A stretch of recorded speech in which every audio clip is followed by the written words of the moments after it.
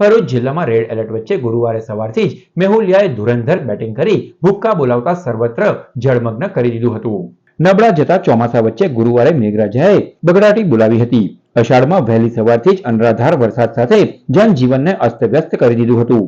વહેલી સવારથી જ મેઘરાજાએ આભમાંથી વરસી ભૂક્કા બોલાવવાનું શરૂ કરતા નીચાણવાળા વિસ્તારોને જળતરબોળ કરી મૂક્યા હતા. સવારે 6 કલાકથી શરૂ થયેલી મેઘરાજાની સ્ફોટક બેટિંગે નેત્રંગમાં જાણે આભ ફાટ્યું હોય તેવો ઘાટ સર્જી દીધો હતો. નેત્રંગ તાલુકામાં 10 કલાકમાં 11 ઇંચ વરસાદ ઝીકાઈ જતા હાલત બગડી હતી. નદી નાળા છલકાઈ ઉઠવા સાથે વરસાદના ધસમસતા પાણી ફરી વળતા મુખ્ય માર્ગો પર વાહન વ્યવહાર પણ કટ ઓફ થઈ ગયો હતો. લોકોના ઘરોમાં પાણી ઘૂસી જતા તેઓની હાલત કફોડી બની હતી. નેત્રંગ બાદ અંકલેશ્વર તાલુકામાં મેઘરાજાનું રૌદ્ર સ્વરૂપ જોવા મળ્યું. અંકલેશ્વરમાં 6.5 ઇંચ વરસાદ તૂટી પડતા માર્ગો અને કેટલીય સોસાયટીઓમાં પાણી ફરતા લોકોને હાડમારી બેઠવાનો વારો આવ્યો હતો. અંકલેશ્વર શહેર સહિત જીઆઈડીસીના માર્ગો પણ વરસાદી પાણીમાં ગરક થતા હજારો વાહન ચાલકો અને રાહદારીઓ મુસીબતમાં મુકાયા હતા.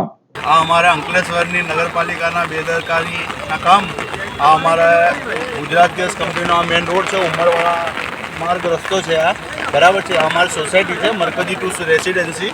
આ અમારી સોસાયટીમાં જો ઘૂંટણ સમા પાણી ભરાઈ ગયા છે. હવે અહીંયા ગાડી કોઈને આવવું હોય કે ભાઈ કોઈને જવું હોય તો માણસ જાય કેવી રીતે આવી કેવી રીતે બરાબર છે. કોઈરા બીમાર છે, સ્કૂલ જવું હોય યા પછી આ પાણી આવવાનું રીઝન શું છે કે અમારે ત્યાં ગાડી અહીંયા ગાડી આંબલા ખાડી જે જાય છે એ ત્યાં ગાડી કયો કહેવાય રેલવે લાઈન નાખેલી છે. એનાથી આ સોસાયટીમાં અમારે પાણી ભરાય છે. ગયા વર્ષે પણ ભરાયું હતું અને કેટલા લોકોના ઘરની અંદર નુકસાન થયેલ છે.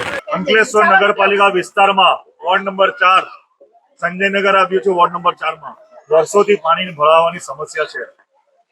કોંગ્રેસના સમયમાં ઓએનજીસી પાસે માનનીય અહેમદ પટેલ સાહેબે ગ્રાન્ટ પાસ કરાવી હતી. એ ગ્રાન્ટ સગે વગે થઈ ગઈ છે અને આજે પાણીની સમસ્યા તઈની તઈ જ છે. આજે કોઈ સાંભળવા વાળું નથી.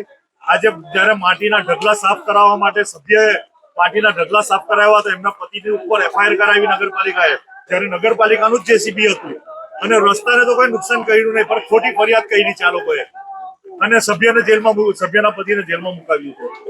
આજે જયારે પાણી ભરાઈ ગયું છે ત્યારે નગરપાલિકાના આ લોકો આ સોસાયટીના વિસ્તારના લોકો એવું કહેતા હતા કે નગરપાલિકાના 2 સભ્યો કાળા કલરની થાળ લઈને એટલી પૂરજોડમાં ગયા કે આ બાઈક ઊંધી થઈ ગઈ, લાડીઓ ઊંધી થઈ ગઈ, લોકોના ઘરોમાં પાણી ભરાઈ ગયું.